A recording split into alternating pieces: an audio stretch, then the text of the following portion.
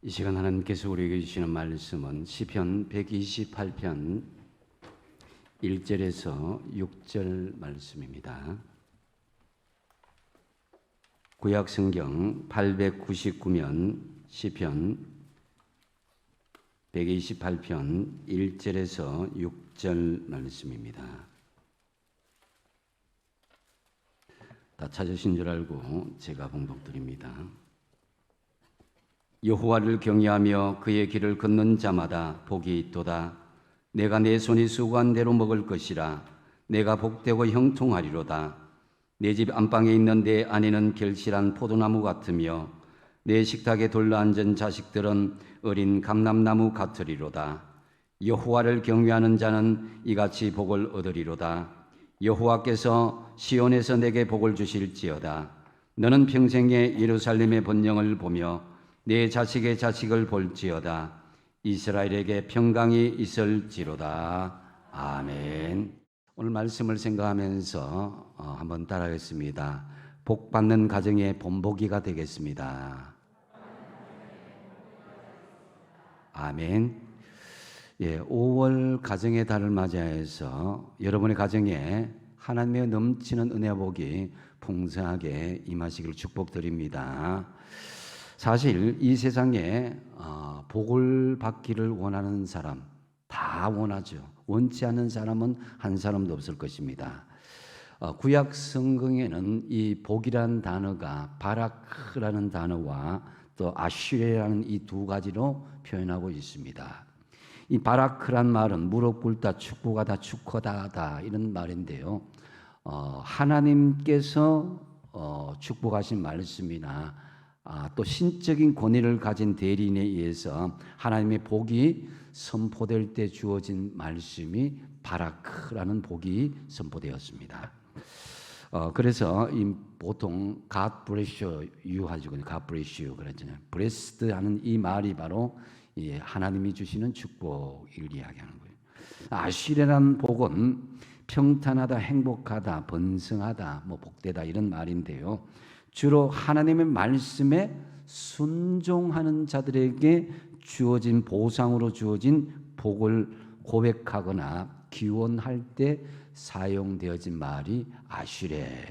이 아슈레는 것은 이 바라크가 신앙적인 축복, 이 블레스드라면은 아슈레는 일상적인 삶에 주어지는 축복, 이 해피, 행복한 복을 주어지는 것을 말하는 것입니다. 그래서 이 바라크가 하나님의 언약을 근거로 주어지는 무상의 은혜라면 아슈레는 인간의 행위의 결과로 주어지는 보상 또는 대가로 주어지는 복이다라고 할 수 있는 것입니다.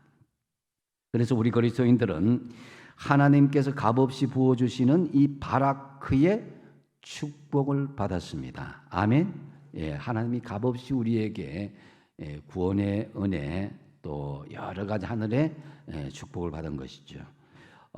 또한 하나님께서 우리가 하나님의 말씀에 전적으로 순종하는 믿음의 사람들에게는 아시르의 축복, 행복의 축복을 주시리라고 믿습니다.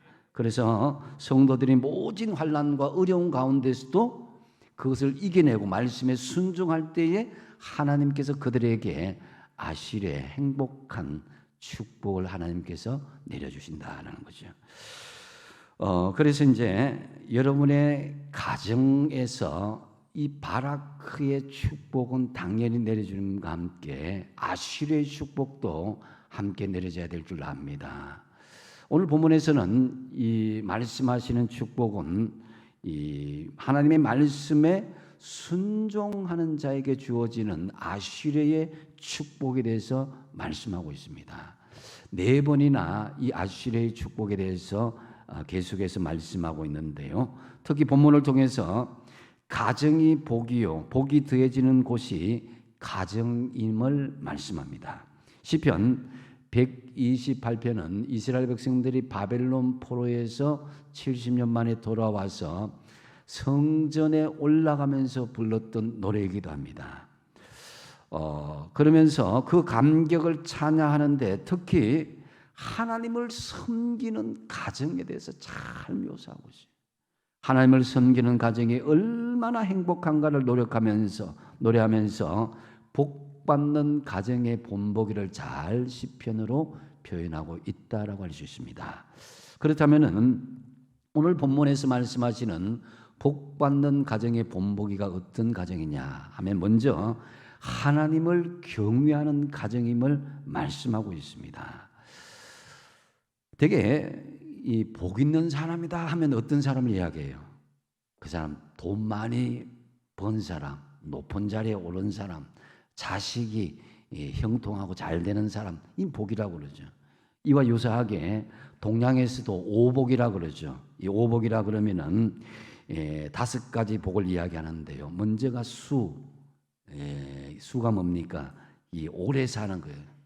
명을 오래 사는 것을 수다. 그 다음에 부는 뭡니까? 재물을 사는, 부자가 되는 것이 복이다. 그리고 강령이다 하면 육체가 건강하고 마음이 편안한 거, 이 복이라고 그랬어요. 그리고 유호덕이라 해서 덕을 갖고 다른 사람으로부터 존경을 받는 것이 복이다. 그리고 고종명이라 해서 명대로 살다가 보기 좋게 죽는 것을 복이다 해서 동양에서는 전통적으로 이것을 오복이라고 이야기합니다.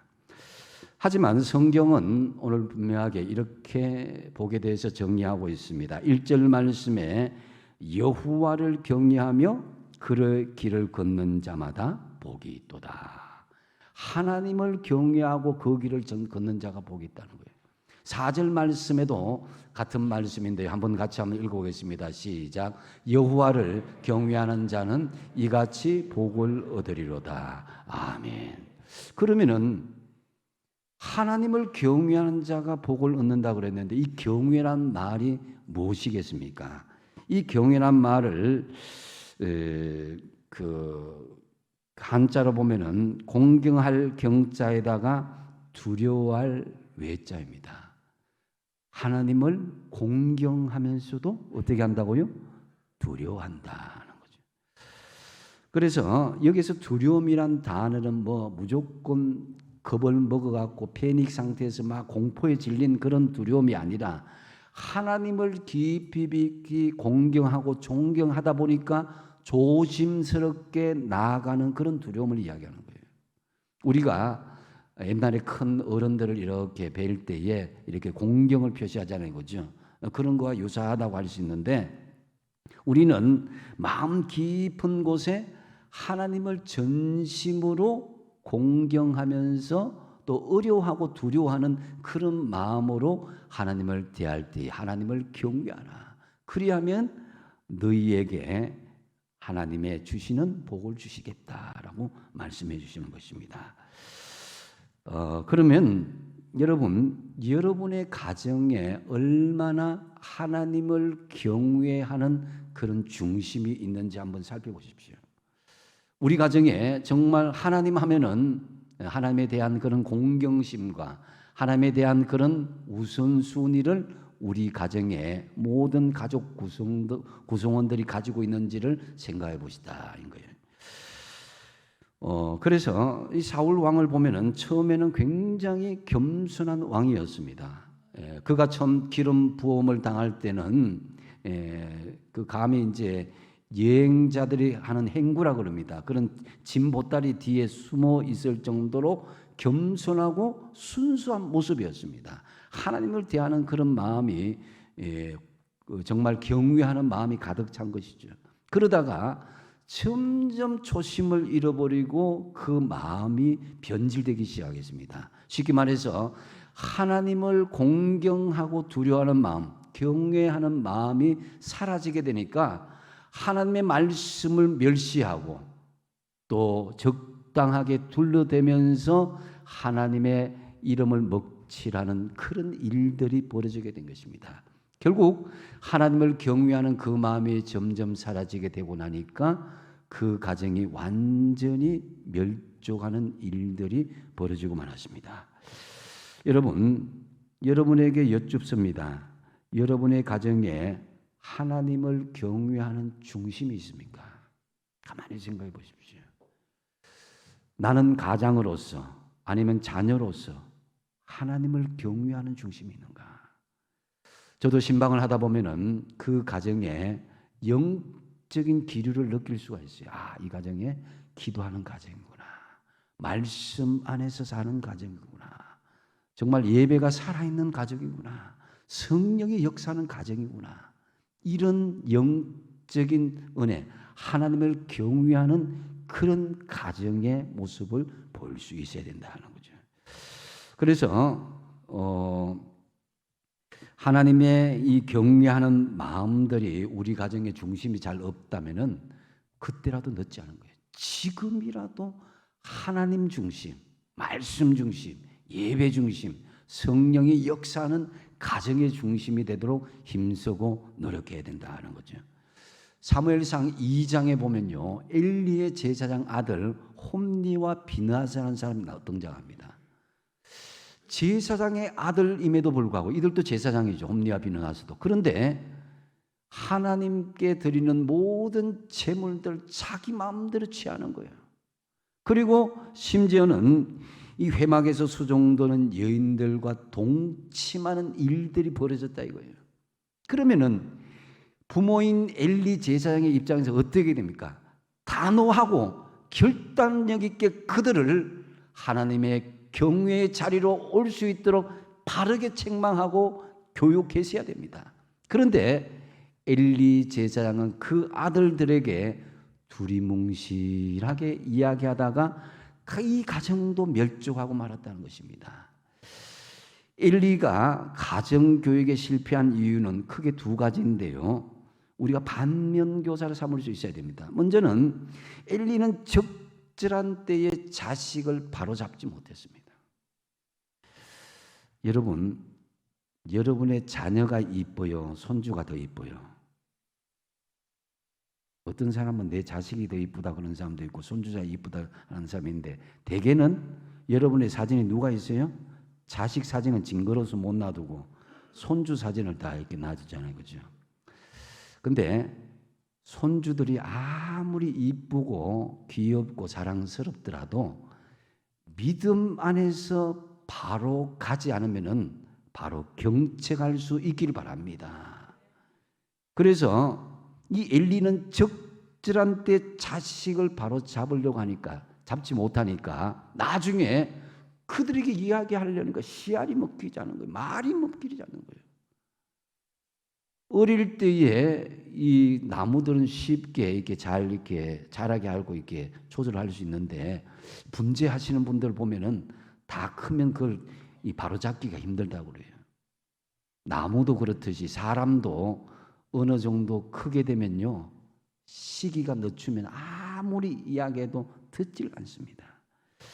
그래서 온갖 세속적인 가치관에 사로잡혀 있을 때는요 아이들이 말을 듣지 않아요. 그래서 여러분들이 적절한 때에 기왕이면은 어릴 때부터 하나님의 말씀 안에서 하나님을 경외하는 믿음의 교육을 시키시기 바랍니다. 또 한 가지는 이 엘리 제사장은 너무나 약하게 책망한 것을 볼 수가 있습니다. 야, 니 그렇게 하면 하나님 벌 받는다, 큰일 난다, 이 정도 수준이었습니다. 그런데 잠언서 13장 24절에 보면 자녀를 사랑한다면 믿음 안에서 근실하게 징계하라고 그랬습니다. 같이 한번 읽어보겠습니다. 시작. 매를 아끼는 자는 그의 자식을 미워함이라. 자식을 사랑하는 자는 근실히 징계하느니라. 아멘. 이 매라는 것은 뭐 때리는 것이라보다도 마음에 강력하게 때리는 채찍질 이야기하는 거예요. 오늘날로 이야기하면 요즘 함부로 때렸다 큰일 나요. 예. 근데 애들이요 부모가 권위가 살아 있으면은 강하게 이야기하면 마음의 부담을 가져요. 또 근실하게 징계를 한다는 것은 근거를 가지고 징계할 수 있어야 됩니다. 네 삶의 우선순위가 하나님이 우선순위가 아니지 않냐.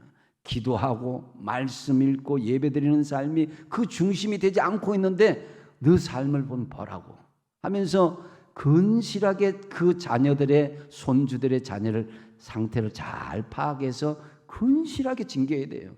그냥 버럭 화를 내면서 막 큰 소리를 벅지고 난 뒤에 나중에 되면 자식들한테 근거도 없이 이야기해버린 그렇게 되면 오히려 더 안함만도 못하게 되는 거예요.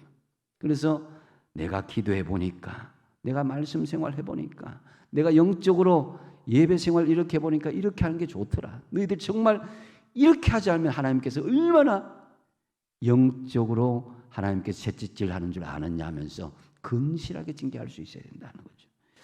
그래서 여러분, 어떤 분들은 그럽니다. 자녀들이 교회에서 시간 많이 보내고 교회 무슨 수련회나 여러 가지 행사에 또 아니면 말씀을 암송하는데 막 시간을 보내면 야, 네 학원 가야 되는데 왜 그 시간 그렇게 하느냐고, 지금 그럴 때가 아니라고 학원 먼저 보내고, 부모들이 그런 생각을 가지게 되면은 결국 삶의 우선순위는 신앙이 아니라 세상이 되고 마는 거죠. 그래서 우리 부모님들의 신앙생활의 우선순위를 하나님께 먼저 경외하는 신앙을 두어야 자녀들도 그렇게 따라할 수 있다는 거죠. 하나님을 경외한다고 결코 손해볼 일은 하나도 없습니다. 지금 손해볼 것 같지만 하나님 다 믿음 생활 바르게 하는 자들에게 책임져 주실 줄로 믿습니다. 그래서 하나님을 잘 경외함으로 하나님께 복받는 본보기 가정이 다 되시기 바랍니다. 또한 두 번째로 복받는 가정의 본보기가 되려면 수고한 대로 결실을 거두라는 것입니다. 자, 2절 말씀을 한번 읽어보겠습니다. 2절 말씀 시작. 내가 내 손이 수고한 대로 먹을 것이라 내가 복되고 형통하리로다. 아멘. 뭐 수고한 대로 먹는 거 당연한 거 아니냐, 이렇게 생각할 수 있지만 과연 그렇게 당연할까요? 여러분 이제까지 노력하고 수고한 만큼 여러분의 인생의 결실을 그대로 맺혀왔습니까? 농사 짓는 분들은 이 상황을 잘 압니다. 아무리 농부가 씨를 뿌리고 밭을 메고 김을 메고 잘 가꾸고 하더라도 만약에 태풍이 오고 홍수가 오고 가뭄이 오고 병충해가 온다면요, 노력한 대로 수고한 대로 거둘 수가 없는 거예요. 요즘 열심히 사업을 준비했는데 이 코로나 때문에 어려움을 겪고 있는 분들이 많습니다. 전염병으로 모든 것을 날려버린 사람들 참으로 너무나 많습니다. 이 3년이나 훌쩍 이 세월을 보내고 나니까 마음이 막 속이 터지는 거예요. 내가 수고한 건 많은데 열매를 거두지 못하는 현실들이 벌어지고 있다는 것입니다. 이건 물질뿐만 아닙니다. 여러분이 어떤 지식도 노력한 만큼 거둬야 되고, 여러분의 어떤 삶의 현장 가운데 사람도 노력한 만큼 거둬야 되는데 수고한 대로 거두지 못하는 것은요, 진정한 복이 아닌 거예요. 그래서 한편은 또 수고한 이상으로 일확천금을 꿈꾸며 노력하지 않고 거두는 그것은 우리가 지양할 수 있어야 된다는 거죠. 로또를 막 이렇게 복권을 당첨을 매일 꿈꾸고 뭐 주식이나 비트 코인 여기에 막 빠져갖고 성경 보는 것보다도 늘 주식이 오늘 올라갔나 내려갔나 이것만 확인하고 자꾸 그렇게 하다 보면은 나중에 어떻게 돼요? 진짜 일확천금이 주어질 때에 어떤 생각을 가지냐면 이제는 잘 먹고 잘 살고 먹고 놀세, 이렇게 될 수가 있는 거예요. 이렇게 된다면은요, 이 사회에 온갖 범죄가 늘어나고 빈부의 격차가 심해지고 가정이 무너지게 되어 있는 거예요. 수고한 대로 거두는 것이 하나님께 주시는 복인 줄로 믿으시기 바랍니다. TV에 보면은 나는 자연인이다, 이 프로그램이 있죠, 그죠? 여기 계신 아재들이 많이 보시는 프로그램입니다. 그런데 거기를 보면은 되게 이제 자연인들이 홀로 산에 들어가서 사는 이유를, 형님, 왜 형님은 이 산에 들어오셨습니까? 이렇게 되게 묻더라고. 그러면 가만히 있으면서 그 사람이 눈물을 걸성걸성 합니다. 나는 열심히 살았는데, 나는 최선을 다했는데 주변 사람들이 나를 억울하게 사기치고 주변 사람들이 나를 힘들게 해서 내가 병이 들고 암이 들어서 이렇게 내가 실패해서 들어왔다, 이렇게 이야기합니다. 대강 패턴이 이렇게 비슷하게 돌아가더라고요. 그래서 이 세상이 싫어서 내가 홀로 산에 들어왔는데, 그런데 이 자연은 거짓말하지 않더라. 심은 대로 이렇게 그냥 심고 내가 있는 대로 거두니까 참 행복하더라. 나는 자연인이다 광고 시간 아니지만은 거기 보니까 그런 패턴으로 이렇게 나오고 있더라고요. 자, 그래서 여러분 수고한 만큼 우리가 거둔다는 것은요, 이게 정말 행복한 가정의 본을 보이는 모습인 거예요. 그래서 여러분 수고한 마음껏 거둘 수 있다면은 이 여러분이 정말 그 하나님 주시는 가정의 본을 보이는 하나의 귀한 모습이 되는 거예요. 그런데 그래서 이제 잠언서 아굴이라는 기자는 이렇게 하나님 앞에 기도한 것을 볼 수가 있습니다. 잠언서 30장 8절 하반절에서 9절 보면 빨간 그 한번 9절 한번 읽어볼게요. 시작. 나를 가난하게도 마옵시고 부하게도 마옵시고 오직 필요한 양식으로 나를 먹이시옵소서. 혹 내가 배불러서 하나님을 모른다 여호와가 누구냐 할까하며 혹 내가 가난하여 도둑질하고 내 하나님의 이름을 욕되게 할까 두려워함이니이다. 아멘. 여러분, 내가 수고해서 거두어서 적당하게 소유하고 누림으로 말미암아서 하나님 내게 가난하게도 마옵시고 부하게도 마옵시고 내가 혹시 너무 배불러서 하나님을 모른다 할까 그렇게 하지 마시고 내가 너무 가난해서 하나님의 이름에 욕되게 할까 그렇게 하지 마십시오. 이게 바로 수고한 대로 결실을 거두는 믿음의 가정의 모습인 것입니다. 그래서 특별히 본문에서는 수고한 결실의 모습을 가정에서 보여주고 있는 것을 볼 수가 있습니다. 3절 말씀이 그것이 있는데요. 같이 한번 읽어보겠습니다. 시작. 내 집 안방에 있는 내 아내는 결실한 포도나무 같으며 내 식탁에 둘러앉은 자식들은 어린 감람나무 같으리로다. 아멘. 여러분, 이 그림을 한번 상상해 보세요. 옛날에는 당연한 그림이었는데 아내가 안방에서 집을 지키고 맞벌이 하지 않고 자식들은 같이 식탁에 둘러앉아서 온 가족이 도란도란 식사를 나눈다. 이 당연한 그림이었는데 지금은 당연하지 않는 그림이 되고 말았습니다. 그래서 이 당연한 온 가족이 도란도란 식사를 나누고 이야기 나누고 교제 나누는 것. 그래서 아내를 포도나무에 비유하고 있는데 왜 아내를 포도나무에 비유했느냐면은 그것은 혼자 서 있는 나무가 되지 못하기 때문입니다. 포도나무를 이렇게 키우는 분들 잘 아시겠지만은 지지대가 필요한 거죠. 포도나무는 혼자 서지 못합니다. 그래서 이 포도나무 넝쿨은 지지대를 의지한테 막 쭉 이렇게 뻗어가고 뻗어난 대로 지지대를 받쳐줘야 되는 거예요. 그래서 위아래로 난 지지대에 따라서 여기저기로 감당할 수 없는 무게를 그 지지대를 통해서 감당하게 되는 것이죠. 바로 듬직한 지지대가 되어서 아내가 많은 결실을 맺을 수 있도록 버텨주는 남편이 되어야 된다는 거죠. 남편 여러분, 사랑하는 아내에게 든든한 버팀목, 지지대가 다 되어주시기 바랍니다. 그러면은 포도나무 넝쿨이 송이송이 이렇게 풍성하게 맺힌다는 거죠. 그러면서 이 여러분 아내의 이 고운은 안해라고 그러잖아요, 그죠?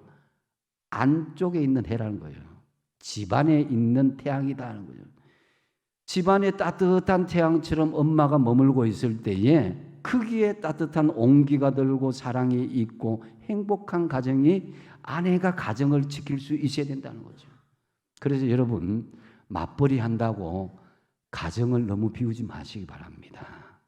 옛날에는 그만큼 안 벌어도 충분히 살았는데 자꾸만 다른 사람이 맞벌이하고 자꾸만 여기 벌었다 저기 벌었다 하니까 나도 모르게 맞벌이하다가 가정을 비우는 경우가 있습니다. 그러다 보면은 물질적으로는 어느 정도 내가 소유를 하였을지 몰라도 가정에 손해되는 일들이 많다는 것입니다. 가정을 소중하게 여기신다면은 부인들이 가정을 지키기 바랍니다. 가정의 해가 되셔야 된다는 거죠.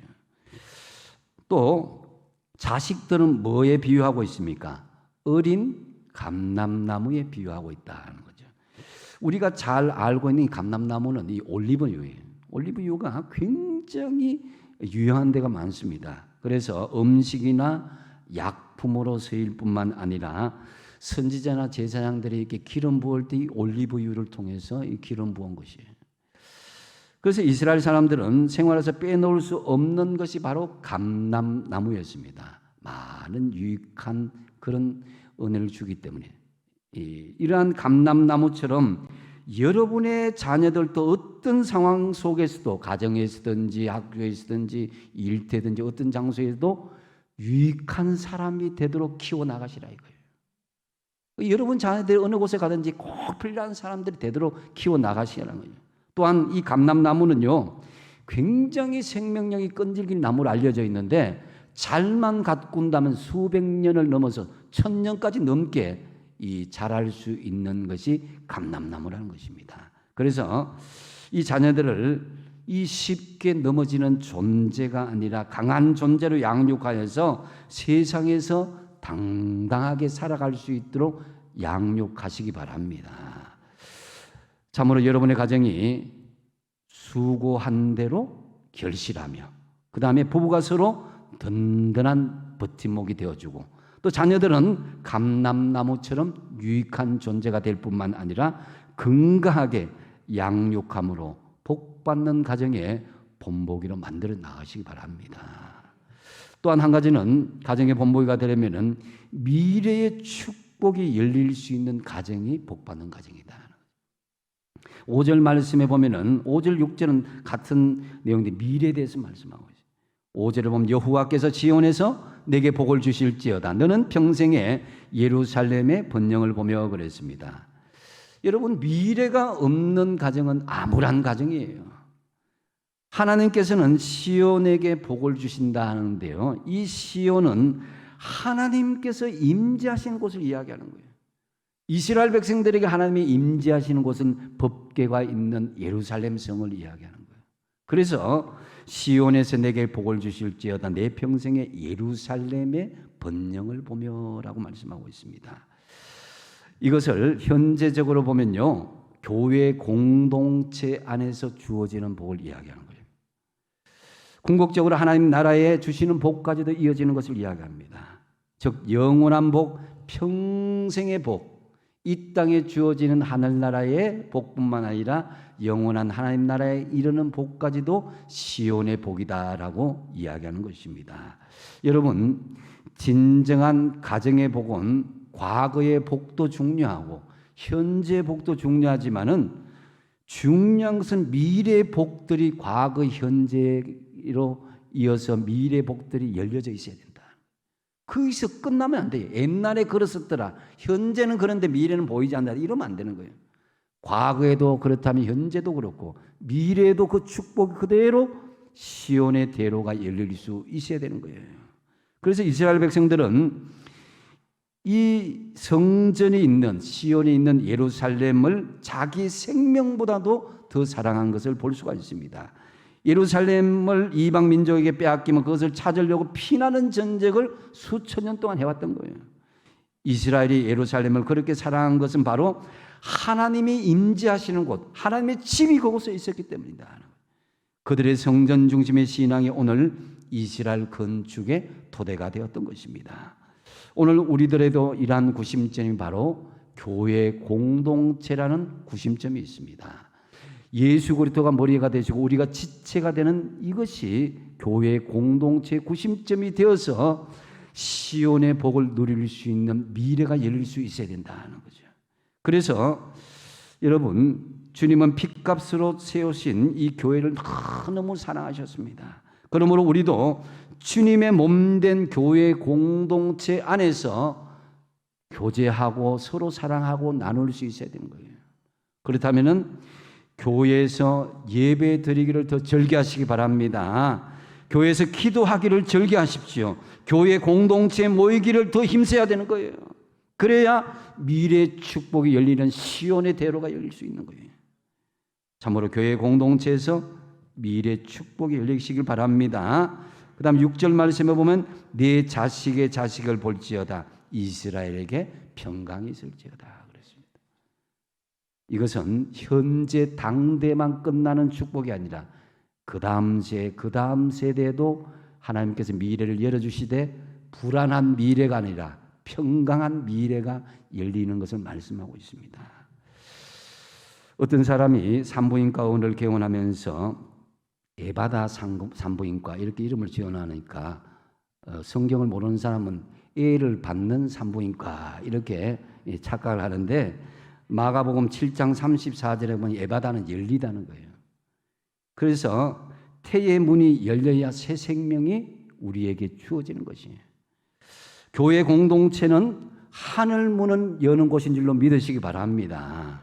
그래서 하늘 창고에는 많이 있다고 그랬습니다. 종과 동록과 도둑이 들지 않는다고 그랬습니다. 그래서 거기에 여러분들이 생명과 건강 또 재물과 온 것을 포함하는 하나님의 백지 위임 수표가 있는 곳이기도 합니다.